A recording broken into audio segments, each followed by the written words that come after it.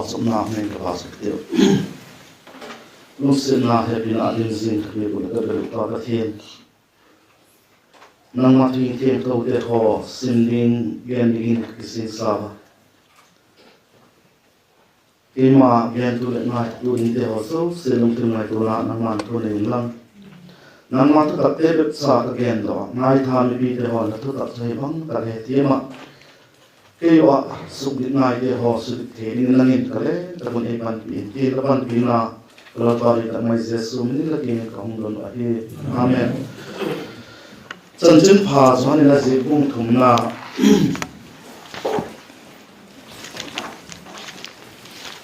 chân chân pha cho nên là gì cũng thùng na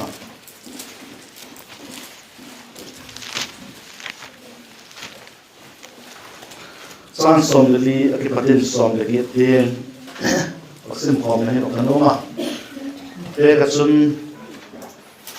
cái zakat lệ som thum le ge na noi a he johan chan chin pha chon in a ji bung thum chan som le li ke pata som le ge agingin vaksim khom diu sim diu la mausin gam thipa sum gul a khai kang gul khan mi hing chapa hele khai kang a umin den gole ama king tapot chun mang thái lowa kum tung hin na ani zop na lingon pathinin khobel a happy ma zikin achapa changkhat nei sun chu a hun pi dai gole ama king tapot chu mang thái lowa kum tung hin na ani nge na lingon pathinin khobel thiam lo chan sakna dingin achapa khobel a hun sol pui ama zeka khovel huktama a umna dingin ahun sol zo ahi ama king tapot chu thiam lo chang pun ten himale ama king lo tapot chu thiam lo chang sa hitai pathian chapa chang khat nei sun min agin lo zikin bible sang sim phak naw se thiam thein ngin pan chan chilun malai so bi tan la lun ba cái thu pi dingo hong tel chu a hi le in khu suk dik dinga poi mo dik te ka ti in khu suk dik dinga poi mo dik te ka ti tu ni ta ka ken ka bak gen na khel lama e ma mi mal che khan ki ngai tu he no i hin khu suk dik ngai bangau mem ti kha ken hi din i suk dik lo a hi chun kum khat adik lo mang zo ki hi zel ding a hi segen suk dik ngai a umem ti khai ma che ki ngai tu ding a hi na pang leo cha te hole bikin suma yum dan te hole suk dik ngai a umem sing wai bikin suma loi te ho to ki khoi loi te ho to ki ho lim ti ho khale bol lo ding a hi se khale ka suk dik ngai mung hi pai cha imi malu suk dik ngai bangau mem ti khai ma che ti ki ngai tu ding a hi zanita ka thugen tun Christine pin thak ta te ading a chun ti thupi mangin agena abesika apoi mo pen ahong gen chu huk nam na thu a hi jeba na chun pin thak ta hong heile til sim thak hong hi dan agena chule thupi thak nei te i hi dan agena ke pi on ti kha thupi thak e wa dinga ki pi a hi tu som pe khai talo thupi thak ki he pi dinga thupi i ne yo chule Christian pin thak cha te ho chu ki ging zinga ding Jesus Christa hong ki pai ta dinga hi se kin ama tuk len ki so sa ding ye gena chule thing le aga thing pha aga se thei pon thing se chu aga pha thei poi ti agena tonin nang le ke ni ga su bangol hi de bangol ga su in la ki gelem mi te hung gel dan kha dik lo ding a hi nang to pathianin lamu chian a hi pathian hung mu danin bangol ga la su em nang ki gel danin bangol ga la su em ga pha la su em ga se la su em chun khovel a hi hausaki on pina mai te ho khovel lo pina te ho del lo ding a hi dan mi hausa mingol te kin thu i bible in ati top linga zepa chan chin kha again so kicking jing chan chin again chule ei christian te ho so se lalpa a hiu le thiun le lalpa a hiu ti alagena poi mama ma jing a hi sekin summary itidim achomlama zani tak salmon chu kawak yan git a he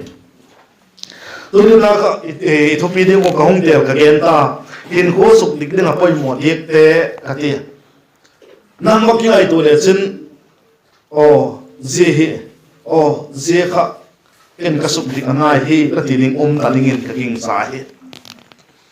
amam chi le chan chin pha zo han la je bung thum na sung hi isima hi le bangom mem ti le jesu to nikodem hi ko hamiti le israel te ho tu lien aki ho lim naw thu alauma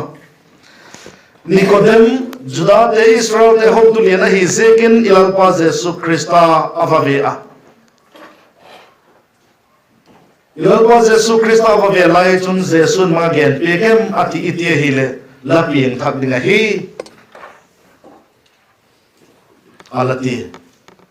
zela pieng thak dinga hi ati jing chu nikodem chun makasama ma hi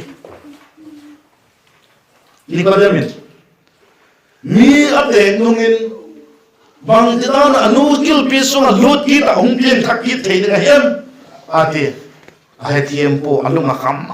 ma sing a hi ti thu abul lam khan mu dingin a a hi izun jesun alagen pe ka kole tui le thaga wa pian lo chun pathian gam mu thei pona ati pe som ta hi zebai bul sang hi zelai ta hi mi khen khat e hon tui le thaga wa ati na pen hi ala mu khiel al he khiel kha ba khen khat e hon baptisma achan le pen thaka ki gel azek chu jesun tui le thaga wa ti hi zeka chun tuya baptisma achan le pen thaka ki gel ba ka umo baptisma iti le tu tenga hille ikamin azil lo zega hide mai lo le bang zega hidem ke hepo amang dik theinai lo aketam ma zenga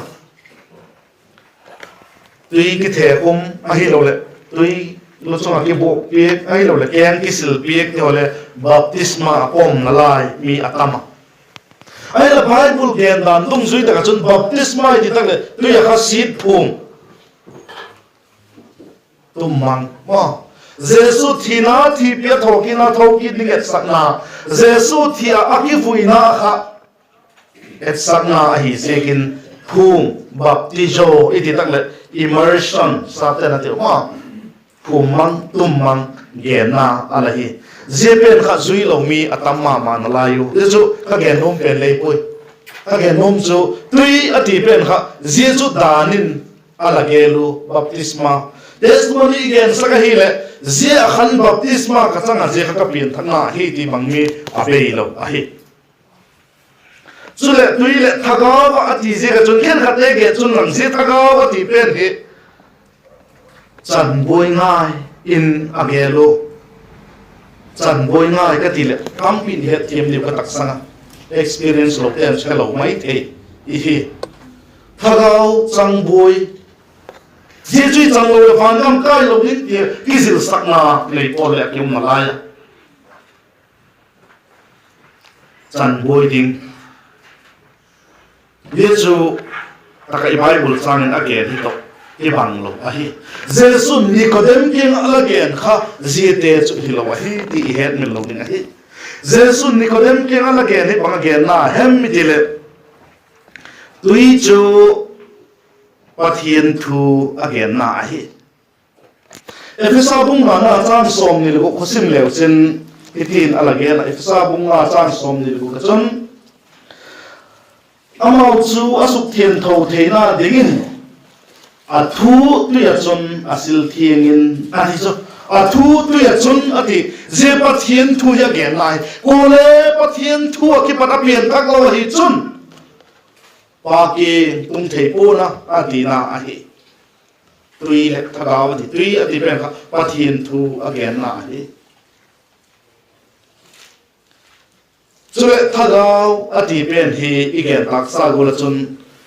Apiang thak ding chu pathian thagaw hipo apiang thak ding chu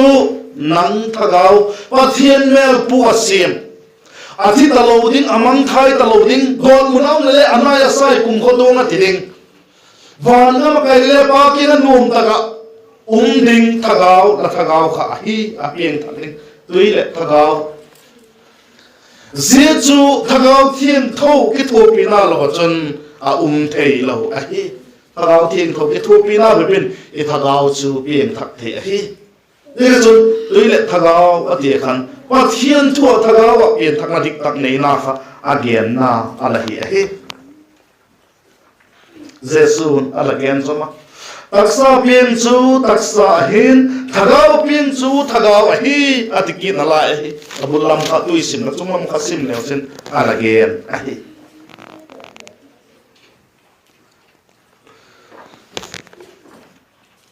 ตักษาดานะเปลี่ยนตักษาดานะเปลี่ยนจุตักษาเห็นตะกาวเปลี่ยนจุตักษาตะกาวเฮียติจุวางแกนนาฮิเดพิติเลมีเห็นขัดเดเกจุนเปลี่ยนทักนาคิติจุตักษาดำโลนานัดนาในจูอาหุงละมูเลเปลี่ยนทักกิเกลบังอาอมูไอโลละทิลจีนพะโลมาเซนอาดุมเซียลเจเวมาไฮนิโมมาเฮมอาฮิโลเลอาตลอดเนกเฮมอาฮิโลเลอาจุดอนเฮมหุงไฮสันเตอร์จุเปลี่ยนทักdana gen mi a ki tu jesu taksa dana piang a hi taksa be hi tagaw piang thak lo hi ti igen ki nu a hi taksa ki thengna chu tagaw piang thak na hi lo hi tagaw piang thak te chu taksa le ang ki theng zo hi ti kha i het min lo ling a hi a ki chen na dingin jan bung khat na sang som be thum na vak sim le ti la ki zika chân chân phá cho nên là gì cũng khả năng chạm số với thông na chun dễ để cho thì sao là hình hình bộ in tác sao đời cô là hình lệ hình đẹp bộ in mi hình đôi ta là hình lệ hình đẹp bộ in và thiên hình hay rồi thì sao là hình apa sao là hình dễ cả cha để biến thắc dễ ông bôi missionary upa ô chum nói upa hình dễ cả cha để biến thắc thì ông bôi dễ vào là cái chân ikam hi eta hi lệ Rehab center iti te ho ai lo mi phalo tak tak iti te ho pastor te ho cha te ho tu te ho tam ma hi ye chu thi sana hin a hi lo da again chin tak sa doi ko le hin le hi de ko vin kai man ka doi ta kai ma kong ki sang dang lam je ka pieng thak jing le a hi de lo da again mi hin doi da na hin le hi de ko vin ati mi hin en kong doi sang ma je ka pieng thak na chu kong piek jin thei le hi lo hi ti na hi pathian hin a hi zo pathian thu a pieng thak na a hi zo a hi ti a hian nok na a hi oi mo ma se hi chun jesun nikodem kengin hui nun da again zoma hui anungin khoilam ong ki panahem khoilam not hem ti le poi je ko la chun pieng thak na thakau pieng thak na ding pen chu bang hem khat a hi keu ko je na hung kilang hung lok dok jeng hi lo hi dan again big na again big a hi Jezule Nicodemin a het hiam thei ye po je pa da chun Jesun again big leilam thil te again le bon le het thei lo hi le thagawam thil chu gen den bang het thei ding la hem tin ala gen big Zema da chun Israel te ho to hi je ka chun Jesun Nicodem chu Israel te khang thu Israel te khanga thil tungin again big ta a hi ti imu a hi Israel te khang thu thil tung ala again big ta a hi je chu bang hem ite hi le Israel te ho ai kupta ke padin pathianin ahung poi lo kha gam tem gam lo ding a che la yo khan Zegam tiam gam achun ko te la chengwe mi ti le Sunday school in le zil tawa kanan mi te ho ala chengo kanan mi te ho han mama zenga hi zekun kanan mi te ho to ki dogo je pa sun kanan mi te ho chun tam taka thato Israel te tam taka thatawa je bak chu yo sau ahin ma to tam pi tak mai om ta hi Israel te kanan mi te chun tam tak mai ahingin aman ta wa hi je bak chun Israel te ho chu pathian kingin apau chapu pathian kingin adonu zemi te lei zo saka hi le tin thuti kitiam na ala nei ta ahi le pathinin amau chu apan pia anan mi te khothupi ho zo sile asuk set pe ko aso dem ta ba je phara chon zemun chu horma asako horma chu panggen na hem itel suk set tina hi set na tina in amin le ala phok ta po hi je ko chu pathin apui jing lain gam thip gam keu gam azo jing layu chun Israel mi pi te ho chun mosi to pathin chu ahungen satawa mosi to pathin ahungen sit pha do chun gam thip gam awa bel layu chun khop ma hi ga he wa je na chun pathin to mosi chu ahungen satawa je again se je ko chun pathin akipa ko pathin alungana ta bangatun sakem itil ala kun i bible ismail ala kun gul gunai athalu ta je gul gunai chun mi pe tak le achuk tak le je ta chun na sama ma in hun so bi hun chom khat se ro ka thuko na ka thuko azol athi zer se ko hi je na chun tambi tak mai hung thita a hi je ko chun Israel mi pi te ho chu mosi king in avaki pong lok ta bang tin aki pong lok em itia hi le kisim na bubung som ni lekhat na chan sagi lam ka isma hi le again bang tin aki pong lok em itia hi mosi to pathin again siet je go la chu pathin lung na chungo tunga hi ti head se kon avaki pong la ko agi phone lo be pohilovin je gur gunai chu pathinin alang mang pik lingin don dingin mosi kingin again ta ti chon mosin Israel cha te aling chun apau chap pika gul gunai lang mang ahi ba na chun gulina pe na thok jing lai te ho a hin the na ding lampi pathinin again pika je chu banga em ite hi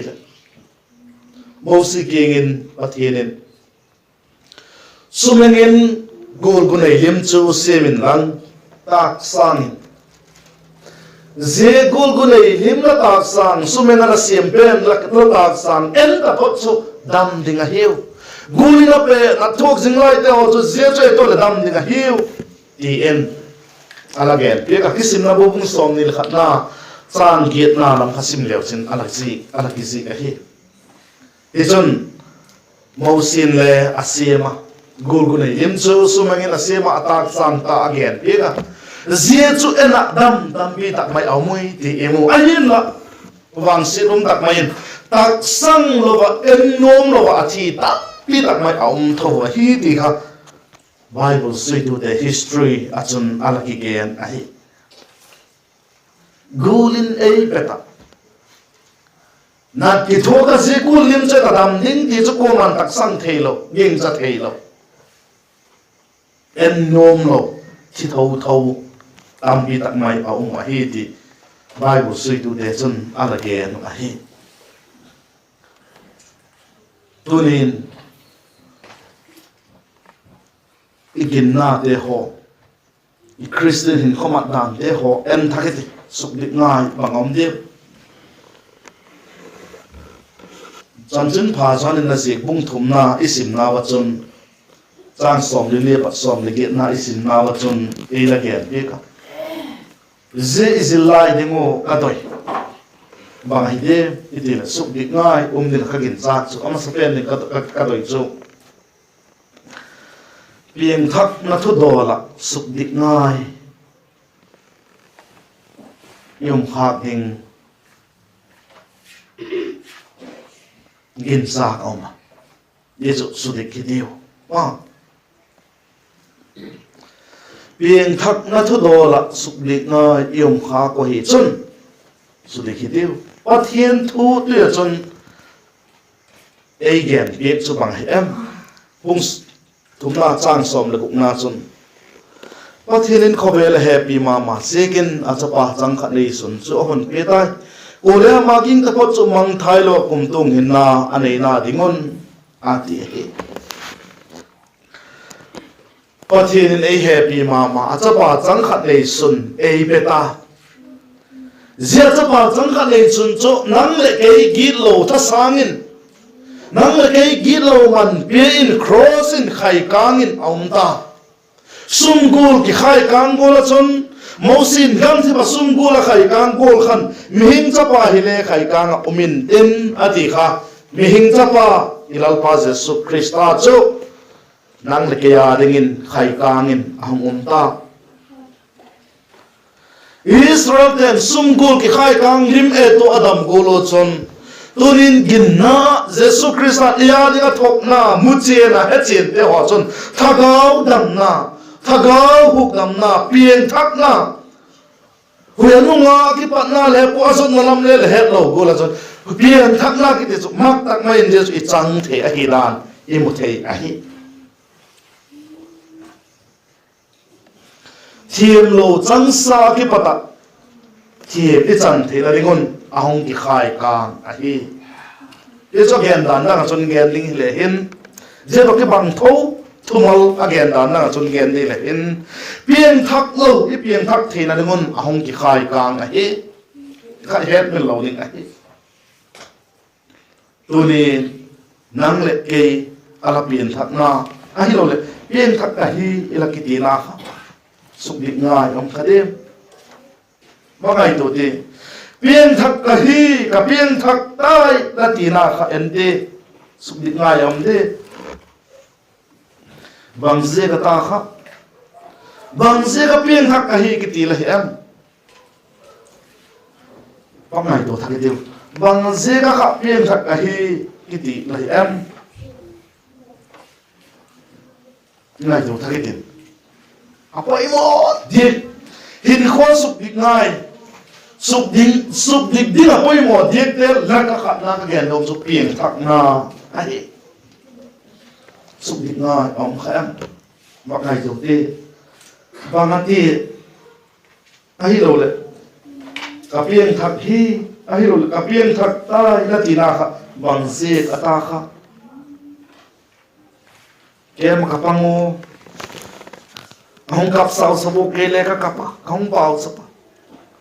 tugen to pa lapien thakta ete ai khatolam jecho ai lo le bang je ka ta kha wa ngai to thak ki te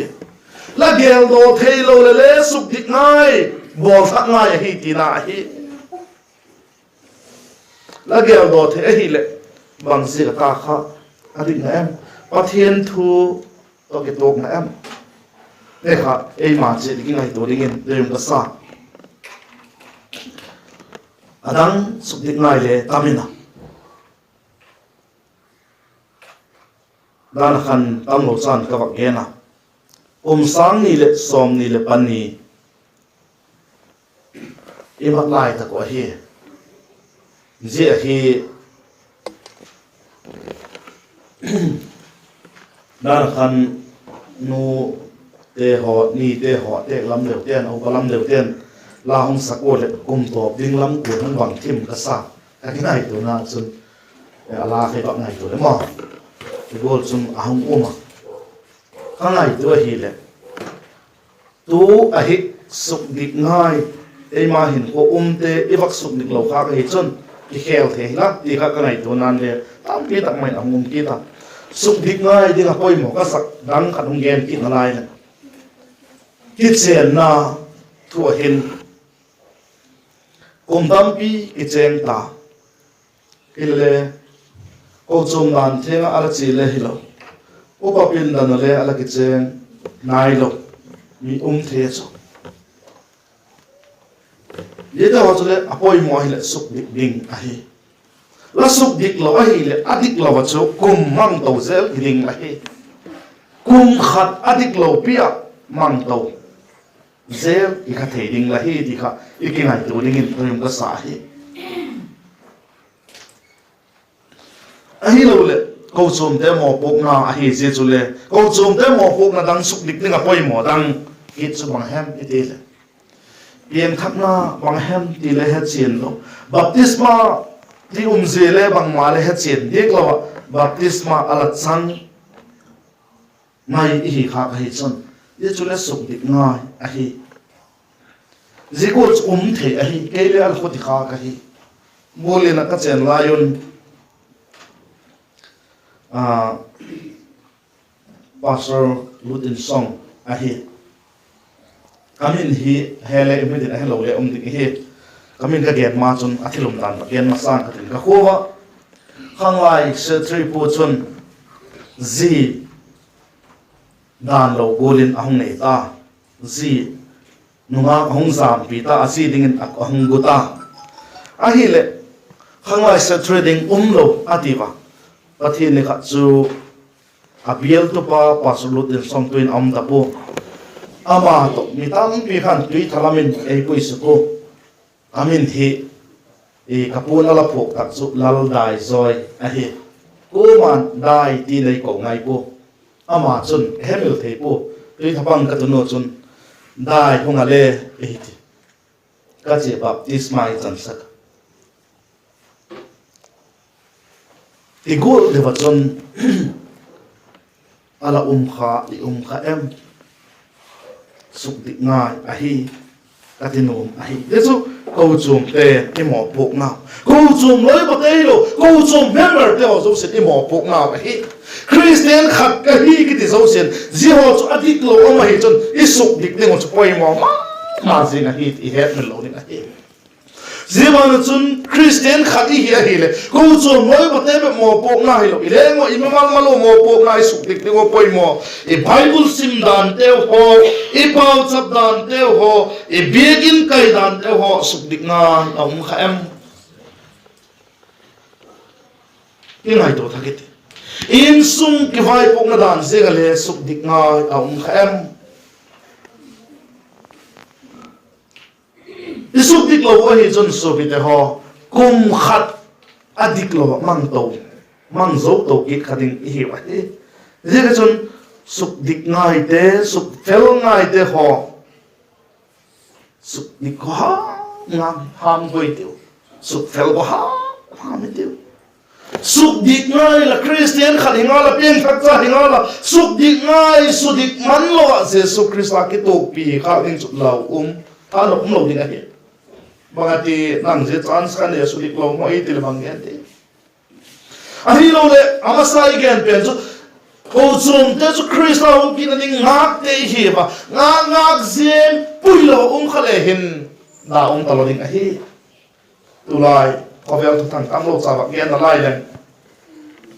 election lai ta hi tu hin election hon lai ta hi election je kin begin kai ding dol ông kai thelo bang le e lakin le bang za them yuma i boi ma wo chule khoi ta ka khiet dem bang ti dem khiet lo dem ti boi pi le akibe po wo khiet dan le suk dik ngai a hi mi ten bang chen gen jing le mi ten bang gol bol jing le e man i right pet kha adik ta ka vamat ding apoi mo a hi ka tinu a hi suk dik dingin apoi mo a hi mi te bang chen gen le en wang ya kha suk dik ding poi mo ka sa hi adang khovel thu thang tulai takin Russia te to Ukraine te nasat mai na ki do ho Ukraine president pu hi Israel mi hile kilom galien pi ang tung thea zete hoinet satsu bang hi em arab sa nai tai jesu ang kin ding anai tai ti hi jide ka chon nang le ke krista hong kin ading ngap tu te